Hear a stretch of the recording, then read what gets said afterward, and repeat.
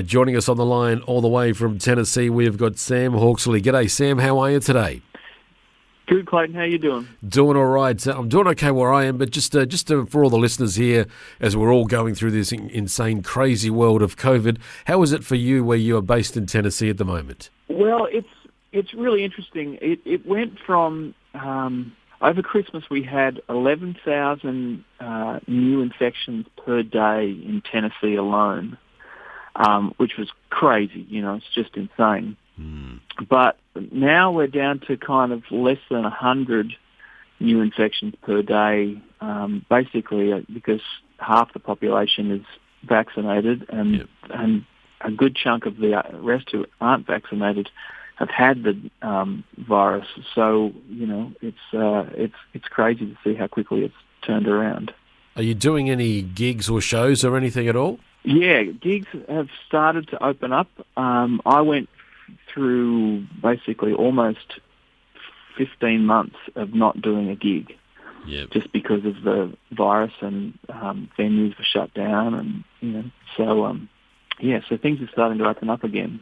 That 15 months, how did you cope through that? Was it a real struggle, or were you able to, for other income sources, you were able to cope okay? It was a struggle. All the gigs that I had got cancelled, and luckily I had a couple of albums that kind of came my way to produce. Yep. One for Amber Joy Polton, who's a South Australian. Yep. I started that basically at the end of the Tamworth Festival in 2020, and then we got back here, and I was going to sort of get the band on the tracks. We did all the vocals in New South Wales before I left to come back to the States, and then COVID happened. So I spent a month or so making that record and another one later in the year, and then in the middle of that I decided I'd make my own record, which was called Birds, and it featured a bunch of songs that I'd written and recorded, but sung, instead of being sung by me, sung by women. So that was another one of the things that sort of kept me going through the pandemic. And that's one of the reasons why we're talking to you today is about the album called Birds and some of the artists. So why specifically then did you decide to have all the songs be sung by birds, by women, by females? And why sort of take yourself back and make it all then to the front? Was it something you've always wanted to do, or it just seemed like an idea perfect at the time? Yeah, it was a combination of all of that. I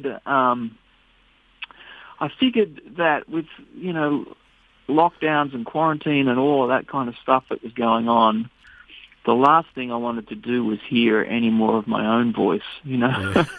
I wanted to hear some other voices, and I write a lot with female singers and female songwriters, so it just sort of seemed natural to kind of, some of the songs that I'd recorded, a good chunk of them over the years have been written with women, and some of those women just sing those songs better than I could ever imagine. So it was I just thought it was a good opportunity to let people hear, the fully realized versions of them.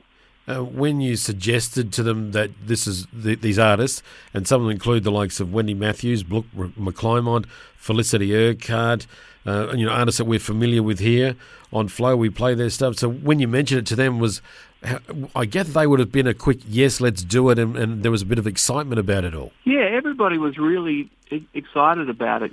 I've known all those people for a long time, and when I sort of floated the idea by them and sort of talked about who might be, on this record, everybody was really excited, and it was fantastic, and again, just great to work with such fantastic voices. I'm a guitar player by trade, and it just so happens that I sing a little bit.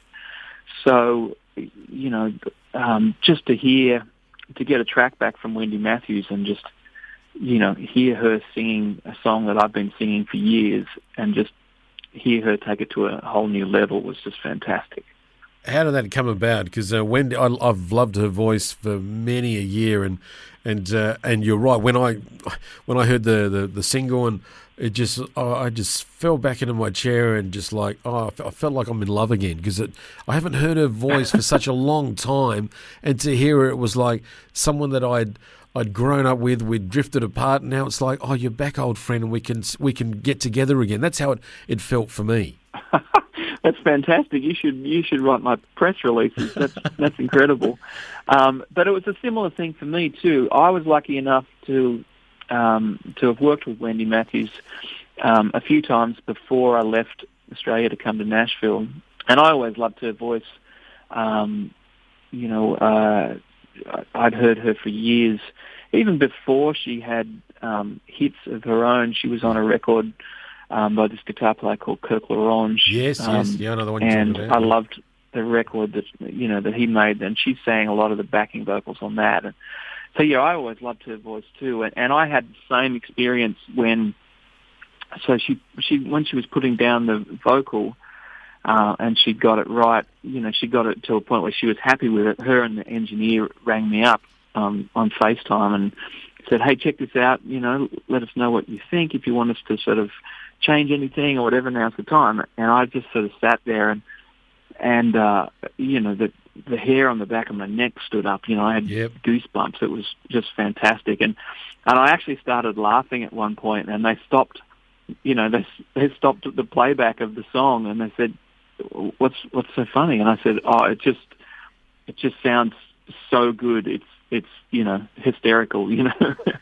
So I was really knocked out. I can understand that because, as I said, I haven't heard from her for a long time, and to hear her voice again, it was a moment, and I'm sure anyone, when they get to hear it, and they'll get to hear the song shortly, they will feel exactly the same way. And so I'm glad you got Wendy in it. I'm glad she said yes, and you've done this. It's just fantastic. Was there anyone else that you would have liked to have got on the album, but you just couldn't get them, or just circumstances, or did you have a wish or a bucket list? Oh, look, it was just one of those things that sort of happened organically. I just started, because I was at home during COVID, I couldn't really kind of track a bunch of new stuff. I had to sort of work with, some beds and stuff, music beds that I could put together at home.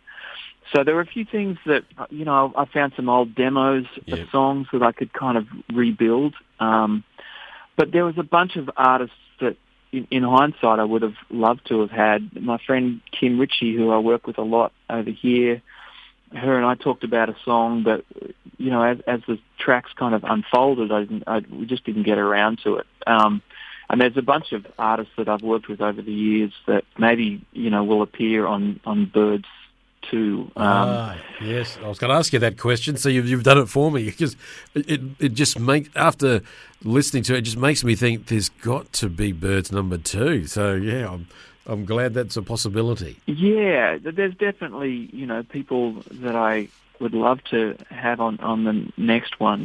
Like I said, Kim Ritchie would be one. I did a bunch of work with Christine Arnoux, who always had a really fantastic voice that I would love to get on a track. And there's a whole host of people. There is so many, and just thinking about some that I think you're going to be struggling to keep it to a 12 tracks on the album. You might find that you end up doing more, because it seems to me this could almost be an ongoing project for years. Right, yeah, or I need to do, the next one needs to be a bunch of guys singing. I don't know what I would, entitle the album. Yobbos? Birds, yobbos, there you go. Birds just seem to fit so well, So, Sam, you said you're a guitarist, and then what's your favourite guitar that you enjoy, your go-to one that you always like playing? Oh, look, it's really hard to know. That's like saying, who's your favourite child, Come on. You probably do have a favourite, but it's not nice to say that out loud. Look, really, if the house was burning down and I could only take one guitar, I have a Maton acoustic guitar that I bought when I was 16, and I've written so many. I've got more valuable, kind of financially more valuable guitars than that, but it's the guitar that I bought with my own money, and I've written so many songs on that over the years that that would probably be the one. Yeah, there is always that one. There is always that one. But it's just an interesting thing. Yeah. I enjoy asking. Are you a Gibson or a Fender guy? I have to be honest. I'm probably a Fender guy. Yep. Yeah, I've got a couple of Gibsons. In fact, I've got 4 Gibsons, and they're great. They're fantastic. But I tend to be a Fender guy. My first kind of guitar loves were Eric Clapton and Jimi Hendrix. Yeah. Having said that, Eric Clapton's best stuff was when he was on Gibson. So that's a pointless statement I just made. But I know where you're coming from too. Sam, just going back to the track with Wendy, the video, how did the video come about with it? Well, another sort of COVID necessity and kind of... I started thinking about it would be great to make a music video for some of these tracks, and being able to Wendy lives up near Coffs Harbour, and I live in Nashville, so I couldn't exactly go over and film a music video with her. I didn't have the budget, and I had a lot of time on my hands, so I just kind of decided, well, I'm going to have a crack at doing this myself. So I found a bunch of free footage online, and I just taught myself how to kind of edit a music video. So I actually made a video for every song that's on the record, and over the next 12 months, I'm going to every month release a new sort of featured track with an accompanying music video. Excellent. Well, I've spoken to other artists like yourself who had to learn new skills through the whole COVID process, even down to recording in their home and creating a home studio. And one artist I spoke to said that now she has to go back because now she's got a greater understanding of the whole recording process.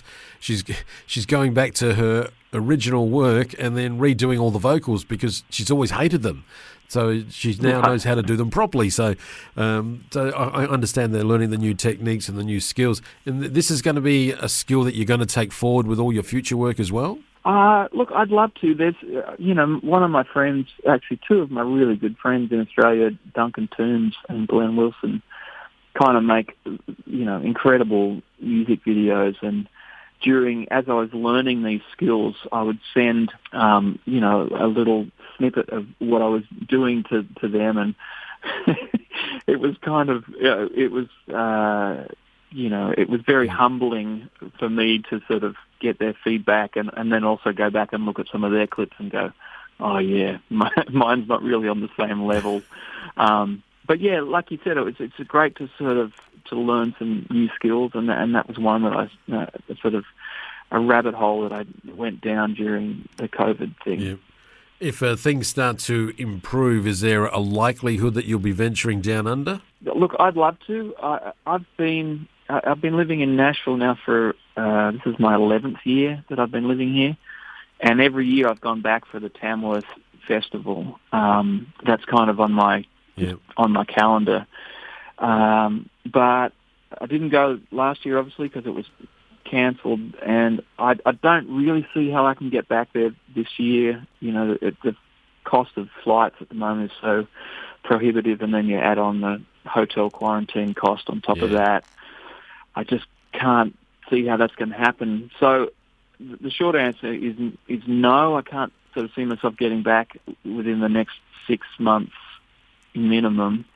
But look, I sort of yearn for home even more when you can't go. So, and I just produced a version of I Still Call Australia Home, featuring a bunch of my Aussie friends living here in Nashville that we all sort of got together, and I produced that. I think it comes out tomorrow even. So yeah, that's sort of made it even more obvious how much we miss home. Well, I'm just enjoying some Vegemite toast here with my Tim Tams. I got a care package yesterday from my mum with some Tim Tams and some mint slices and some snakes. So yes, so that's good. Yes, I've got some of them in my office as well.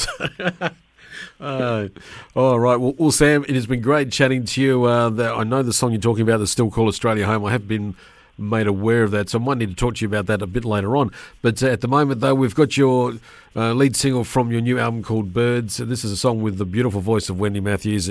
Folks, you're going to absolutely love it. But Sam, thank you so much for spending time with us on Flow, and if you could please introduce the track for us. Yeah, this is a song called We All Need Love, and it features Wendy Matthews. It's from my new album called Birds.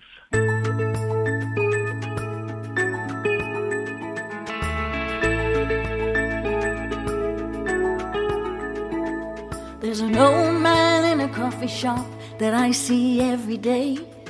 He tells me about his pretty wife, together 50 years in May. We all need love. We all need love. Then I say hi to Sally Ann and ask her how she's been. She says she's got a brand new man and he's just the sweetest thing. We all need love. We all need love.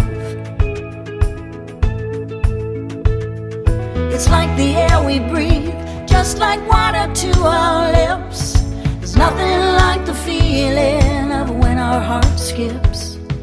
In this broken world where it's all push and shove, we all want to be the one that someone's thinking of. We all need love.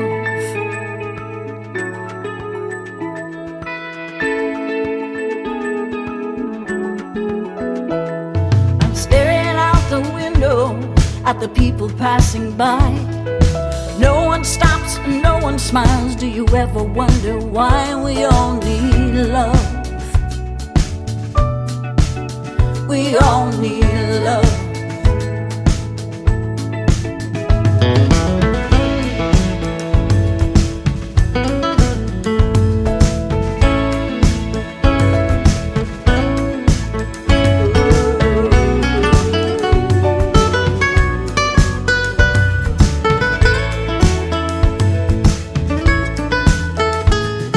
It's like the air we breathe, just like water to our lips.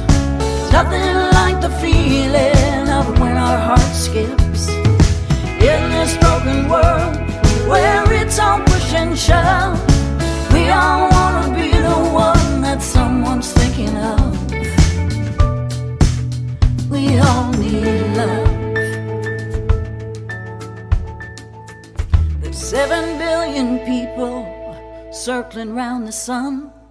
It's hard to believe that we ever find the one. We all need love. We all need love. It's like the air we breathe, just like water to our lips. There's nothing like the feeling of when our heart skips. In this broken world where it's all push and shove,